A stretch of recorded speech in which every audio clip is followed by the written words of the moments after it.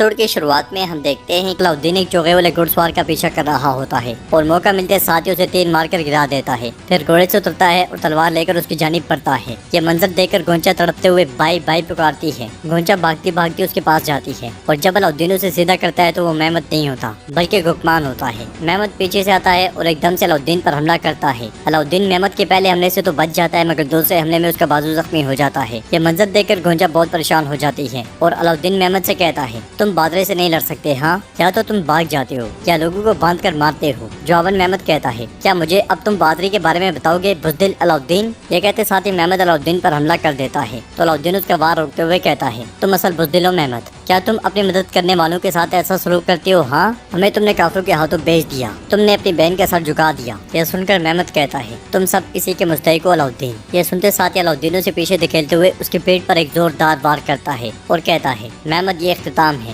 گونچا نے کہا کہ رک جاؤ لیکن نہیں، تم نہیں رکے تو اب اس لیے میں بھی نہیں رکوں گا. وہ دونوں پھر سے ٹکراتے ہیں اور اس بار مہمت علاؤدین کی بازو زخمی کر دیتا ہے. گونچا سوائے تڑپنے کے کچھ نہیں کر پاتی. مہمت کہتا ہے تم ہی ہو جس نے یہ جنگ شروع کی، میں تمہاری جان لے کر اپنی بہن کو لے جاؤں گا علاؤدین. یہ کہتے ساتھ ہی مہمت پھر سے حملہ کر دیتا ہے مگر اس بار علاؤدین اسے زخمی کر کے گھٹنوں کے بل لے آتا ہے اور کہتا ہے گونچا اپنے شوہر کے ساتھ رہے گی. یہ کہتے ساتھ ہی علاؤدین جب مہمت کو مارنے لگتا ہے تو گکمان ایک دم سے اٹھتا ہے اور علاؤدین پر وار کرنے کی کوشش کرتا ہے مگر اس بار گونچا اسے کاٹ ڈالتی ہے اور مہمت کی آنکھیں کھلی کی کھلی رہ جاتی ہیں. علاؤدین پھر سے مہمت کی جانب مڑتا ہے تو درمیان کے سپاہی وہاں پہنچ کر تیر برسا دیتے ہیں. یہ دیکھ کر علاؤدین گونچا کو لے کر درخت کی اوٹ میں چھپ جاتا ہے اور درمیان ان پر تیر برساتے ہی چلے جاتے ہیں. مہمت گکمان کا سر اپنی گود میں رکھ کے بہت روتا ہے. پھر چلاتے ہوئے گونچا سے کہتا ہے یہ تم نے کیا کر دیا گونچا، کیا کر دیا. سپاہیوں کے ساتھ علاؤدین کی مدد کو آ پہنچتا ہے اور وہ بنی درمیان کے سپاہیوں پر تیر برسانے لگ جاتے ہیں. یہ دیکھ کر مہمت بھاگتے ہوئے درخت کے پیچھے چھپ جاتا ہے اور گونچا سے کہتا ہے میں نے جو کچھ کیا اپنی ریاست کے لیے کیا. علاؤدین ایک دن آئے گا جب میں تمہاری زمینیں اور اپنی بہن کو چھین لوں گا اور اپنے بابا کے درد کو کم کروں گا. یہ کہتے ساتھ وہ بھاگ جاتا ہے اور حسن سپاہیوں کے ساتھ بنی درمیان کے تمام سپاہیوں کو مار گراتا ہے. اور گونچا روتے ہوئے علاؤدین سے کہتی ہے علاؤدین اب یہ میرا بھائی نہیں رہا، ہمیں اس نے کافروں کے ہاتھوں بیچ دیا.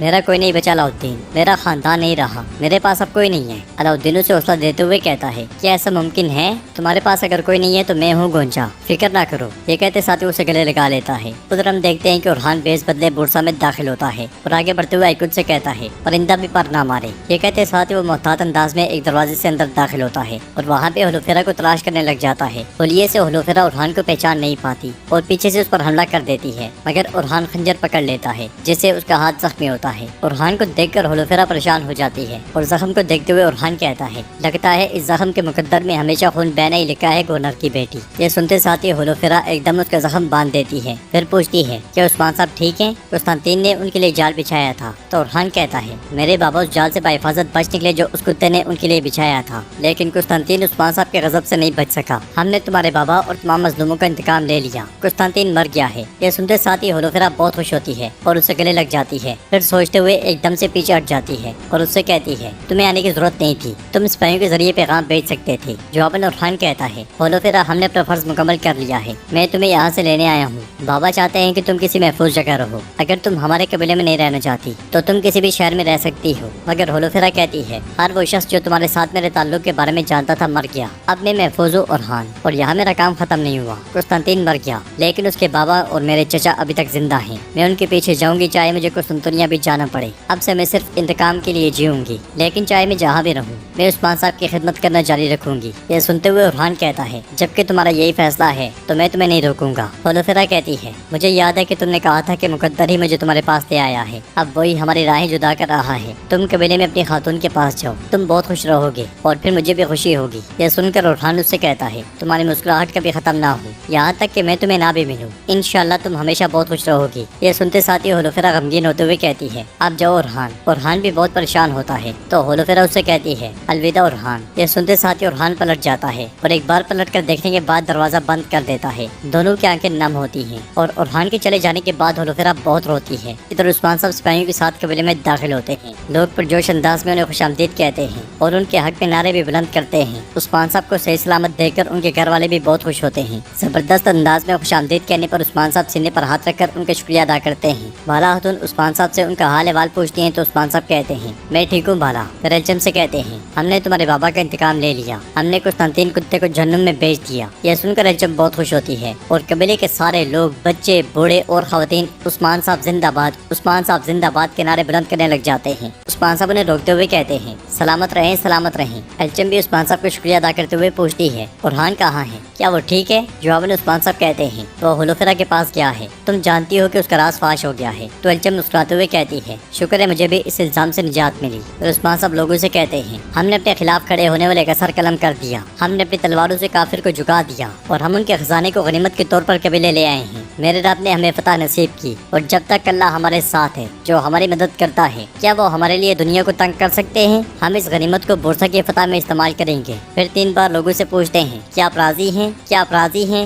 کیا آپ راضی ہیں، اور تینوں مرتبہ ایک ہی جواب آتا ہے ہم راضی ہیں عثمان صاحب، ہم راضی ہیں۔ یہ سن کر عثمان صاحب بھی ان کا شکریہ ادا کرتے ہیں اور کہتے ہیں اب ہر کوئی جان لے ہماری فتوحات کا سلسلہ شروع ہو رہا ہے۔ بالا خاتون عثمان صاحب کے پاس آ کر کہتی ہیں کیا آپ ہمیں اپنے زخم کو ٹھیک نہیں کرنے دیں گے حضور؟ تو عثمان صاحب مسکراتے ہوئے کہتے ہیں بالکل۔ ادھر ہولوفرا بورسا کے مرکزی کمرے میں کھڑی ہوتی ہے کہ اس لیے میں سپاہی قسطنطین کی لاش کو لے کر آتے ہیں اور وہاں میز پر رکھ دیتے ہیں۔ ہولوفرا پلٹتے ہوئے سپاہیوں سے کہتی ہے مجھے میرے پیارے کزن کے پاس چھوڑ دو۔ یہ سنتے ساتھ یہ سب سپاہی چلے جاتے ہیں اور ہولوفرا لاش کے پاس آ کر کہتی ہے تمہاری آگ گرم ہو قسطنطین، تم نے میرے بابا کو غدار بنا دیا اور انہیں مار دیا، تمہارے ساتھ میرا حساب ختم ہو گیا ہے، اب تمہارے بابا کی باری ہے، میں تم دونوں کو جہنم میں ملا دوں گی، انتظار کرو۔ کائی قبیلے میں عثمان صاحب سو رہے ہوتے ہیں اور بالا خاتون ان کے پاس بیٹھتے ہوئے کہتی ہیں تم نے مجھے اس بار بہت ڈرایا میرے عثمان، اللہ تمہاری حفاظت کرے اور مجھے تمہاری جدائی کی تکلیف سے دوچار نہ کرے۔ تو عثمان صاحب آنکھیں کھولتے ہوئے کہتے ہیں لگتا ہے مجھے تم نے بہت یاد کیا بالا۔ جواباً بالا خاتون مسکراتے ہوئے کہتی ہیں کیا میں نے تمہیں جگا دیا؟